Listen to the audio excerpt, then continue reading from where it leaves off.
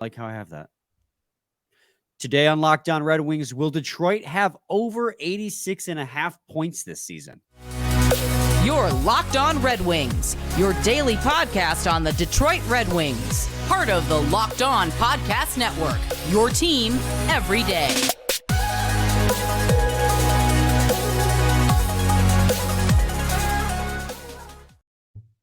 Welcome back to the Locked On Red Wings podcast. We are your hosts, Brian Fisher and Scotty Bentley. I'm a podcast producer for the daily JAWWJ News Radio podcast, while Scotty's the host over at Locked On Tigers, as well as a freelance journalist for the Detroit News. And today's episode is brought to you by Jase Medical. Empower yourself when you purchase a Jase case, providing you with a personal supply of 5 antibiotics that treat 50-plus infections. Get yours today at jasemedical.com. That's JASE medical.com. I apologize in advance, guys, if I sound a little stuffy or congested or my voice sounds funny. Coming down with a little bit of a cold that Allison gave me. It's her fault. Blame her. Very rude of her, honestly. Always sounds weird. It's fine. Thanks. I appreciate that. It's sounding weirder than normal. But anyways, we're here today. It's the first day of training camp, Scotty. Congratulations. We are... I'm thinking we're back. So, did you see my tweet earlier today? They tweeted out. I have you muted. You are the worst. You're the absolute worst. They tweeted their training camp roster, and I said the ramp up to the season is just a progressive series of we're backs. I said, are we back? Is the prospects tournament? We're back. Training camp. We're so back preseason, and then we're back in parentheses for real regular season. I think that's a good breakdown. It's just a progressive. So right now we're in the we're back mode, and then next week when preseason begins, it's gonna be we are so back. Yep. Well, we're definitely. I'm thinking we're back. Like we're back. So to lead things off with a couple, Eiserman spoke on Tuesday. I know we're late giving you guys this information. Apologies for that. You probably already heard. Nothing really new out of the presser. He kind of was asked the same questions he's always asked, and he gave the same answers he always gives. Almost knocked over my glass of water. Whoo, caught it though. That was close. That was close. So I don't put it in front of me. I put it off to the side on the coaster. But the big thing that came out of this presser was he gave us injury updates on 3 key players. Carter Mazur doesn't expect to be ready for the start of camp. He's dealing with a leg issue that he obviously suffered during the prospects tournament. Don't know the timeline on him yet, if he'll be back at some point during the training camp, but it doesn't sound like it's too serious. So panic, don't panic. It'll be okay. And then Michael Rasmussen off of LTIR. So he is back. He is so back, Scotty. I'm thinking he's back. I'm glad that Michael Rasmussen is healthy. I was in love with his game last year until his kneecap got shattered into a million different pieces. So I'm happy to see him back. Hopefully he can, make my year if he can contest for top line minutes. I'm just saying. We're aware that it would. We know. I'm pulling it out. I'm putting it out there. But then also, Simon Edvinsson, I think he said is close to or has been cleared for contact. He's on the training camp roster, so he will be there. I don't know in what capacity he'll be participating, but this sounds like, and this is just me speculating, but this sounds like maybe he's a little ahead of schedule because I remember the timeline had him coming back anywhere between I guess September would have been the optimistic viewpoint. But we, leaning on the side of caution, leaned November because it was like a 4 to 6 month recovery, and 6 months would have put him in middle of November as his return time. So sounds like recovery's coming along well. He'll be cleared for contact here anytime soon if he hasn't already, and we'll have Simon Edvinsson at training camp, and that's going to be really exciting. That is exciting. Well, especially just, that's when we were talking earlier in the summer, that was a conversation we were like, yeah, you should probably go out and bulk up the depth of the blue line because Edvinsson might not be ready for, a few months to start off the year. That was a conversation we just had, in May. And so to know that he's going to be ready off rip is really nice for not only training camp purposes, but also if he gets off to a hot start in Grand Rapids and they really like where his game's at, he could be up pretty soon, depending on how that blue line looks and the health of it.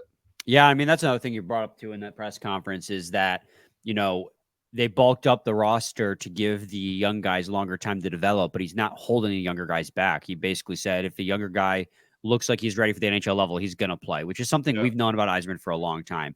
I know there's some concern amongst Red Wings fans about the fact that he signed so many guys to contracts and how it makes it harder for the young guys to play. But I think that that's the right approach to take as a rebuilding team, because let's face it, there's still, while we might be making that transition to a contender, we're not there yet. We are still technically in the rebuild, so to speak. So giving those guys time and letting them be ready when they're ready and not rush them to the NHL is the right approach to take.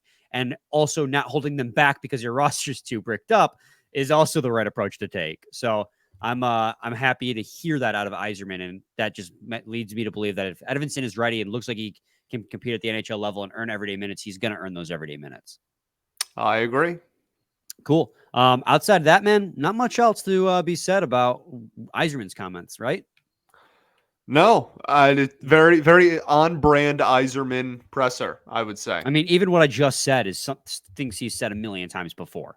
Right. So let me look at the notes one more time and just make sure I'm not missing anything kind of important, but I really don't think you are. No, I don't think I am either. I mean, he talked about Petrie and that he likes Petrie's game, like that he's a right-handed shot, especially. He says Veleno needs to take a step forward this year, but these are all things we know.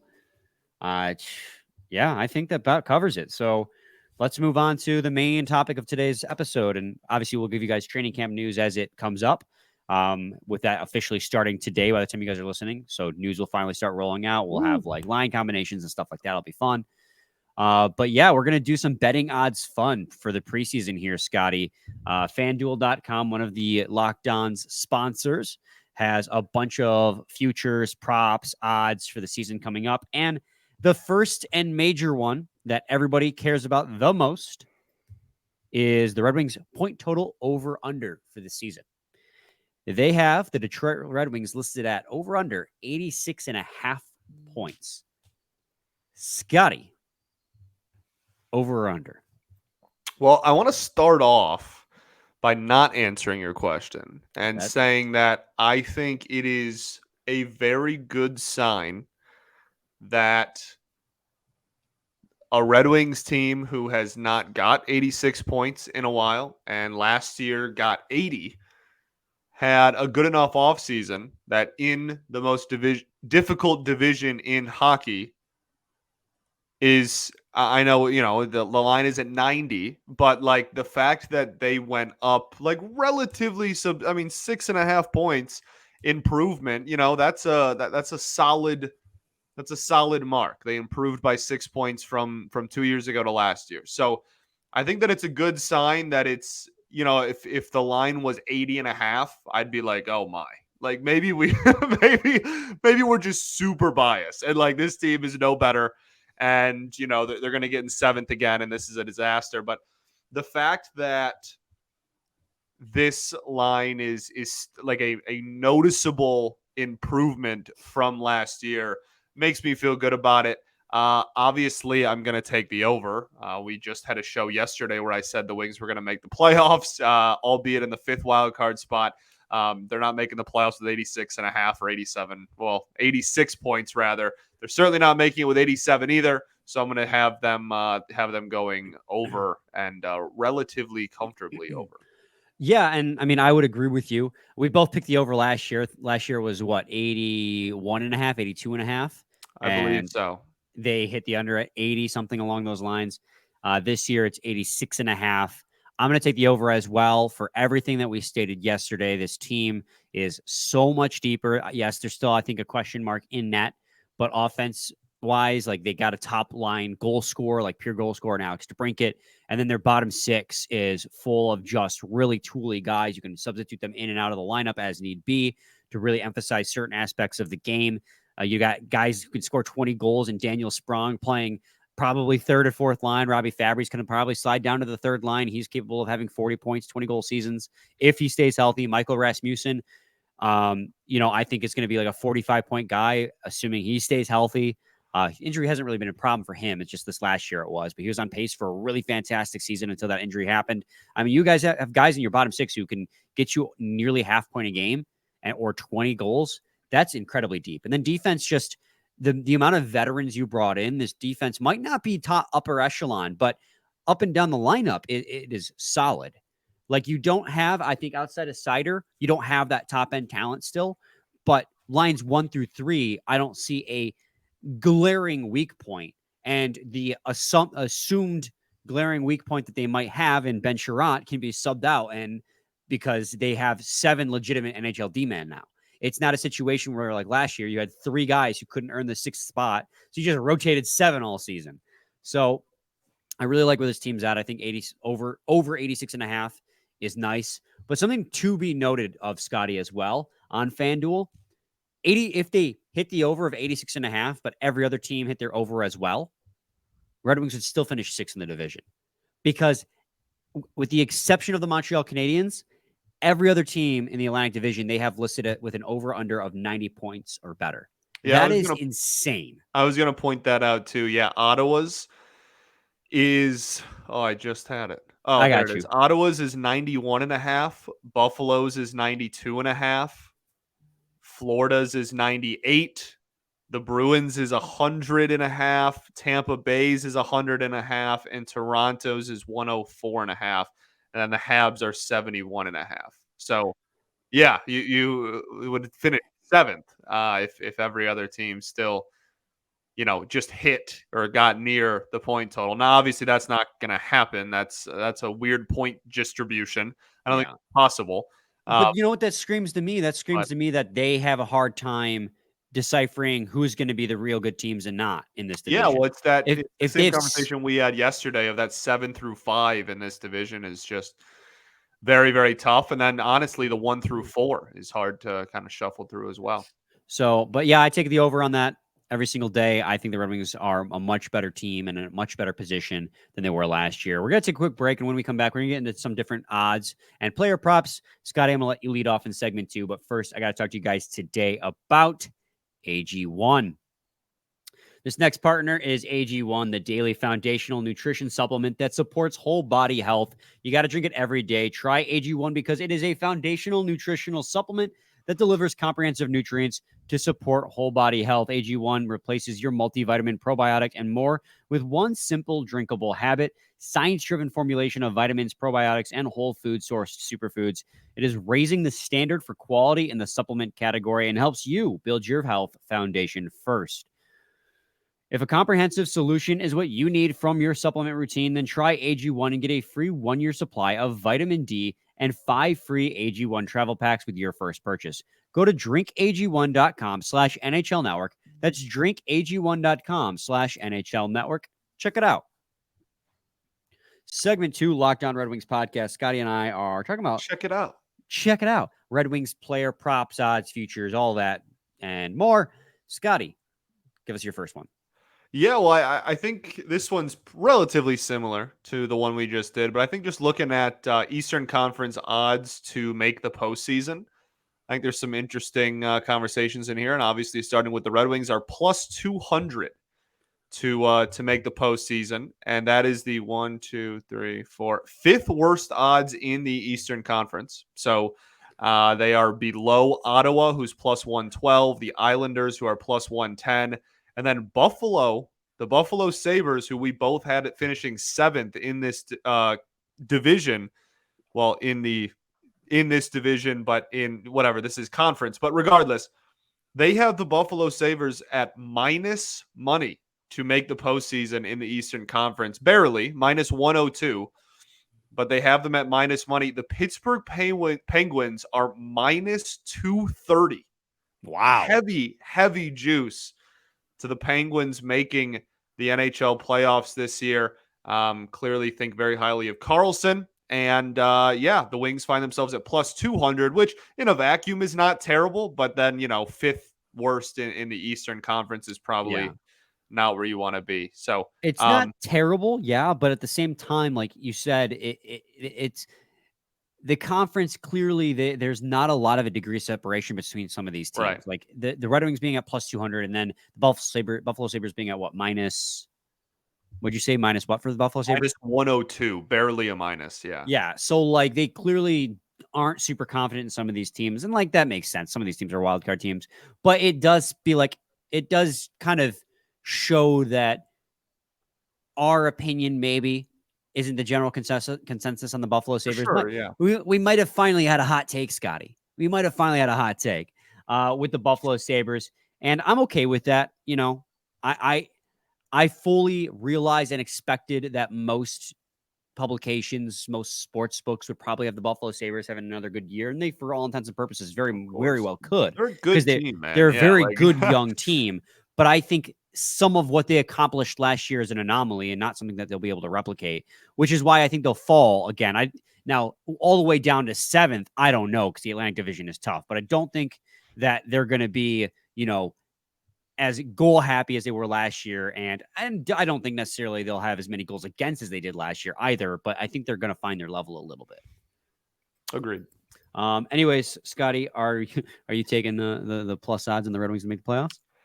Kind of have to, don't you? After what we talked about yesterday? Yeah, I guess we kind of, like, if we're confident that the Wings should make the playoffs, turning down plus money probably isn't. This is not betting advice, by the way. Yeah, but like, are we confident? I don't know if we're, like, we said that yesterday, right? Like, and we gave our argument, but we both kind of stated that we're not 100% confident they're going to make the playoffs. Yeah, for sure. Well, yeah, again, we've beat that horse. Like 5 through 7 are going to be very close. We've said it a million times. Yeah. Did we? Yeah, a few. My next one is so a goaltender to get 3+ regular shutouts. This is actually kind of 3 rolled into one because I thought it was just really interesting. Ville Husso has the 4th best odds on the list to get 3+ regular season shutouts at minus 260. So they are confident he's going to get 3 shutties. That he's going to get at least 3 shutties. But as I was looking through these goalie props, I realized that the more shutouts that they were giving, so for the +4 shutouts, Ville Husso was farther down the list and was plus 100, so even money. So they expect him to get 4. Yeah.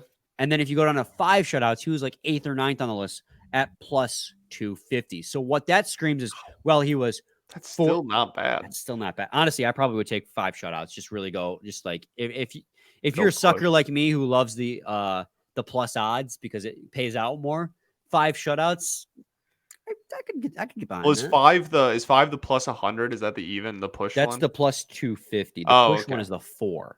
Got it. Yeah, I mean, man, that's wild. Like, that's really not bad. Like, that's and then I guess it's funny because, like, you know, he's decently high on all of those like shutout lists, but he is tied for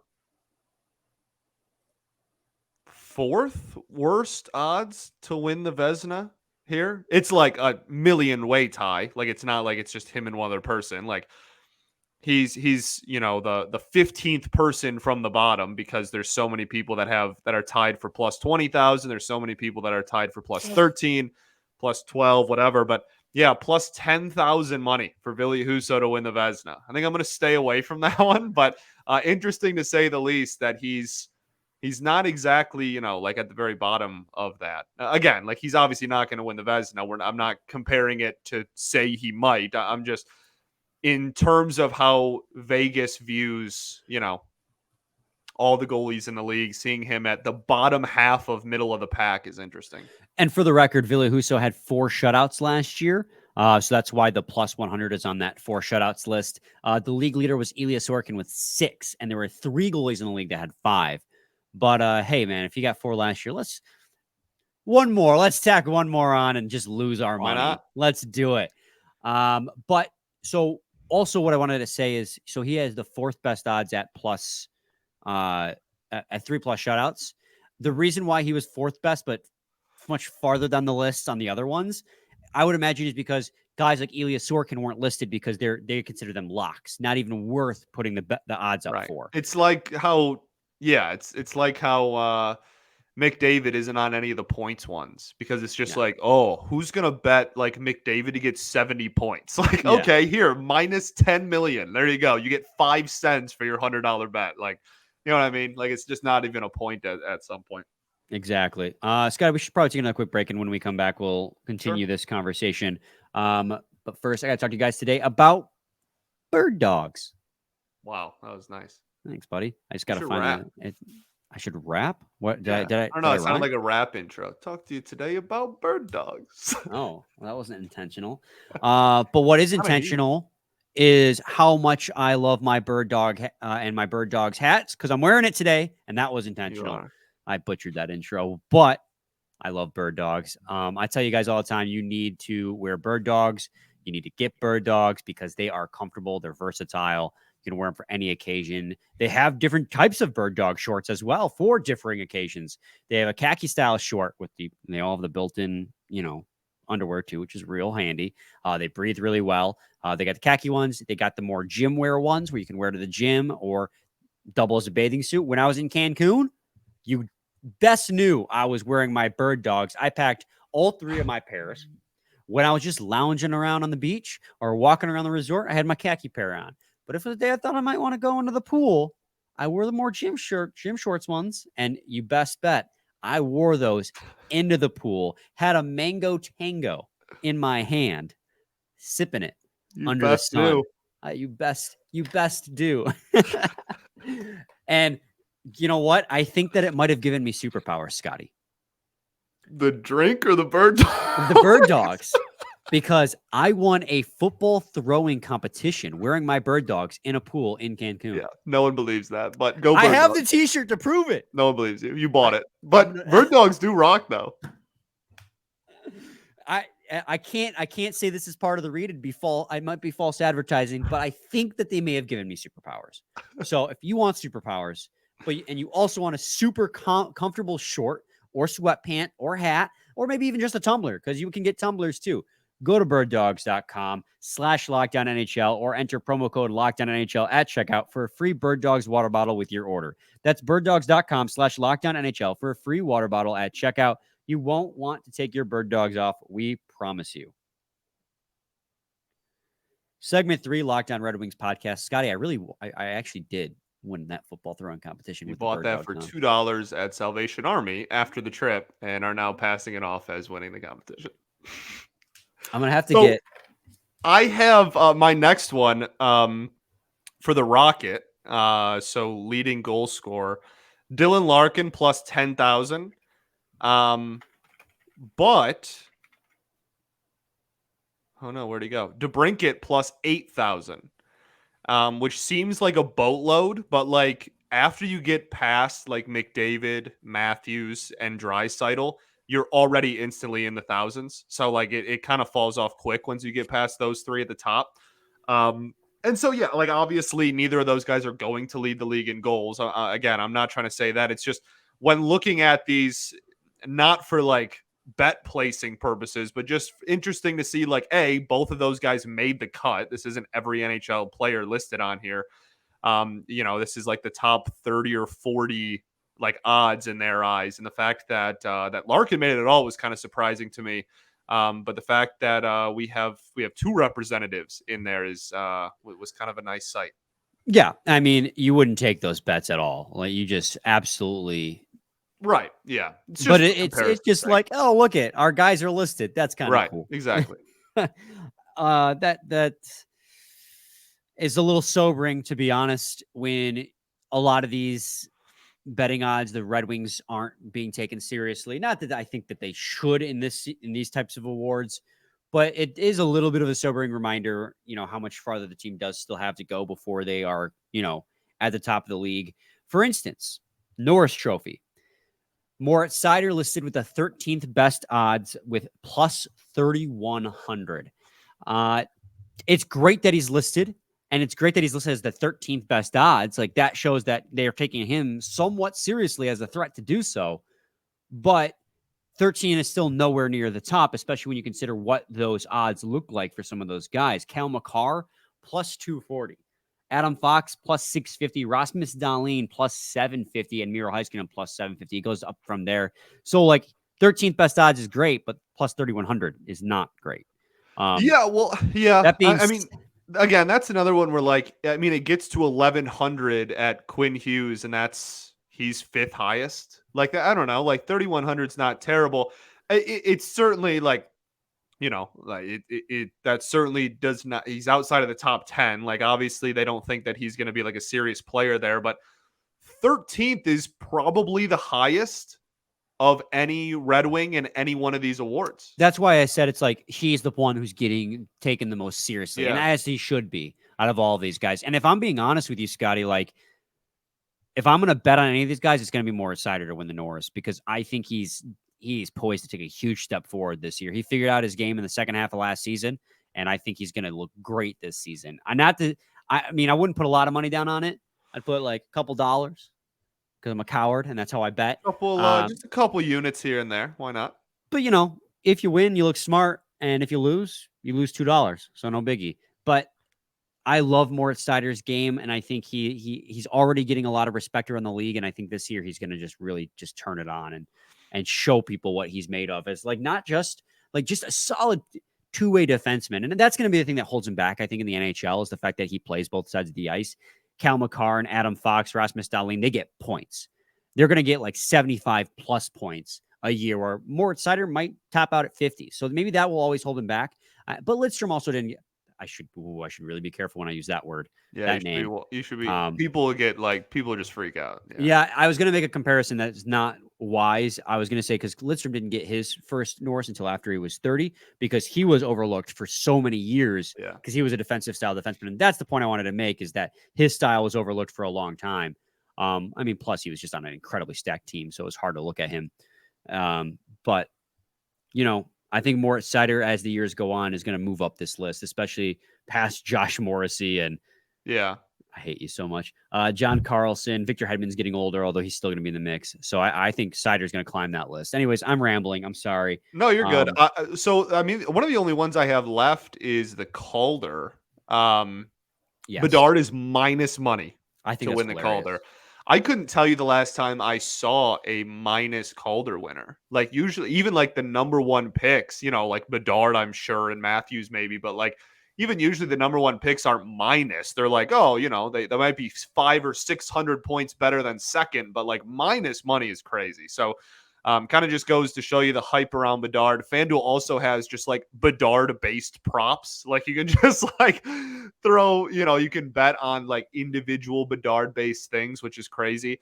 But how about 3 different Detroit Red Wings getting odds for the Calder this season? That's kind of exciting. How about Sebastian Cossa having better odds than Marco Kasper to win the Calder? Yeah, that doesn't make any sense. That's Vegas not having their ear to the streets, as we'd say. That's just completely makes zero sense. Cossa with plus 7,000. I mean, for my money, Sebastian Cossa is not going to play a single NHL game this year. So like the fact that he's on this list at all is kind of wild, but he's plus 7,000. Marco Kasper is plus 8,500. Fourth worst on this list. Yeah, but the Red Wing with the highest odds is Simon Edvinsson with plus 4,000. And again, while that seems super low, you got to realize that by the third and fourth person, you're already in the 2000s because of how much of a favorite Bedard is. So that's actually 1, 2, 3, 4, 5, 6, 7, 8, 9, 10. It's like 15. That's like top 15. Simon Edvinsson, like top 15 odds in the entire league this year, which is kind of crazy. So that just, again, like, obviously, one of those guys is just like objectively not going to play for the Wings this year. So like it's kind of weird, but it is kind of cool to see 3 different Wings in the Calder conversation. Yeah, and it's crazy that Marco Kasper is so low. I was going to say that's probably because they don't expect him to start with the Wings, but at the same time they have Sebastian Cossa higher, and there's no way he starts with the Wings. So I don't. Where the money goes, man. If the general public's dumb, Vegas can't help it. They're not going to get in their way. And like I would put Kasper over a handful of these other guys on this list, but maybe that's my bias sneaking out. I mean, I'd agree with you, but what's it matter? Yeah, what's the difference between 8,500 and 7,500 at the end of the day? Like he's lower than Yuri Kulich. I don't. Brennan Othman, Matt Coronado. I would put Casper above those guys. But again, that's just splitting hairs. It's the difference between 8,500 and 8,000 between all three of those guys. So it doesn't really matter. How about the fact that Dylan Larkin and Alex DeBrincat are both minus money to break 70 points, which I like. Both of them favored to break 70. And when you go to 80 points, DeBrincat plus 162, Dylan Larkin plus 162. Both of them neck and neck, just barely on the outside of being favored to essentially be a point-a-game player. So that's kind of cool. There's two players for the Wings, again, that are kind of right on the cusp of being a point-a-game. I like that a lot, and I would honestly take both of those. And the big I'd probably reason, do the Larkin one. I don't know if I'd do the Cat one. Yeah, I mean, but plus 162 is not bad whatsoever. And I mean, crap, they need it. They need it bad. Yeah, well, if this team's going to hit the over, they're going to need some of these pluses to turn into minuses for sure. DeBrincat plus 450 to have 90 points, and Dylan Larkin. Wow, Connor Bedard plus 680 to have a 90-point rookie season. Okay. Wait. Okay. How about Larkin and DeBrincat both minus odds to have 70+ seasons? That's nice. That's okay. Yeah. You don't listen to me when I talk, but that's okay. Oh, you literally how I started the segment, but you threw a lot at me. So I did. That's fair. I'm trying to find Larkin on this 90+ point one, and I can't. But regardless, like him and DeBrincat. Oh, he's next to DeBrincat like this whole time. DeBrincat and Larkin both plus 450 to have 90-point seasons. So you're seeing them pretty much neck and neck right next to each other as far as these like point production ones go, which is kind of cool. Do we dare to go to 100? Alex DeBrincat, Dylan Larkin, both plus 1,000 to have 100+ point seasons. Nice. Lay it down, guys.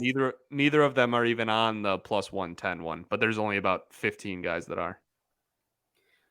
My advice to any of you guys listening to this is don't take any of my betting advice, because if you listen to us all last season, it was just a series of unfortunate events with my bets. If you hear me say I might take that, do the complete opposite. I agree. Ignore Brian. I do think it's crazy how, and I know we got to wrap up here, but it's nuts how so the highest point total prop they have on FanDuel is plus 110. Okay. You bet on players to reach the 110 point total. They got, like I said, like 20 guys here. It's not too, probably like 30 guys here. Not too long of a list. Only 2 guys are minus, and they're Draisaitl and McKinnon. McDavid, not even on here because he's such a heavy favorite to get 110. You know how crazy that is? You know how good you have to be to not even be listed in the highest point total offered? You can't bet on how many points McDavid's going to have this season. There's nothing you can bet on. Like it's guaranteed so high that FanDuel's like, yeah, that's not even worth any of our time. I mean, you saw the Art Ross odds.